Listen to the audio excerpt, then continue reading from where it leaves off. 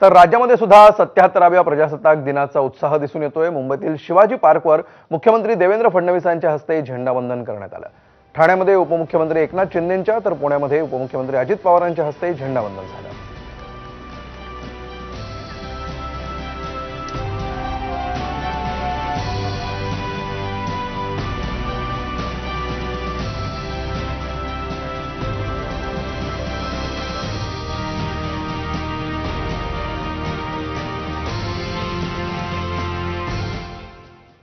तर संपूर्ण राज्यामध्ये प्रजासत्ताक दिनाचा असाच उत्साह बघायला मिळाला।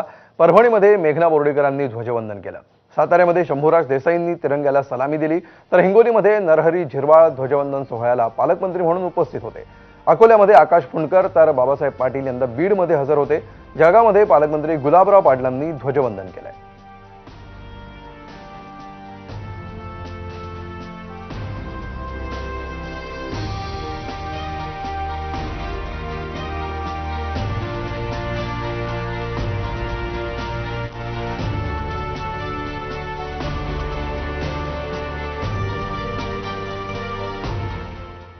तर राज्यामध्ये अनेक नेत्यांची ते पालकमंत्री असलेल्या जिल्ह्यामध्ये त्यांनी ध्वजवंदन केलं। रायगडच्या पालकमंत्री पदाचा तिढा अजूनही सुटलेला नसताना या ठिकाणी यंदा भरत गोगावलेंना संधी मिळाली, त्यामुळे त्यांनी अनेक वर्षांची इच्छा पूर्ण झाल्याची चर्चा सुरू आहे। तिकडे नागपूरमध्ये पालकमंत्री चंद्रशेखर बावनकुळेंनी ध्वजवंदन केलंय। पोलीस परेड मैदानावर हा सोहळा पार पडला। नाशिकमध्ये गिरीश महाजनांनी ध्वजवंदन केलं। तर रायगडप्रमाणे नाशिकमध्ये देखील पालकमंत्री पदाचा तिढा कायम आहे। असं असताना या ठिकाणी गिरीश महाजनांनी ध्वजवंदन केलंय।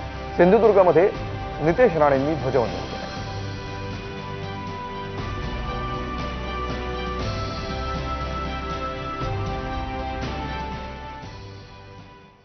तर पालघर जिल्ह्यामध्ये ज्येष्ठ नेते आणि जिल्ह्याचे पालकमंत्री गणेश नाईकांनी ध्वजवंदन केलं।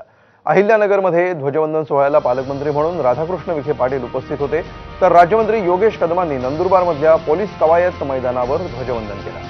गोंदियाच्या कारंजामधील पोलीस मुख्यालयामध्ये पालकमंत्री इंद्रनील नाईक यांच्या हस्ते ध्वजवंदन पार पडले।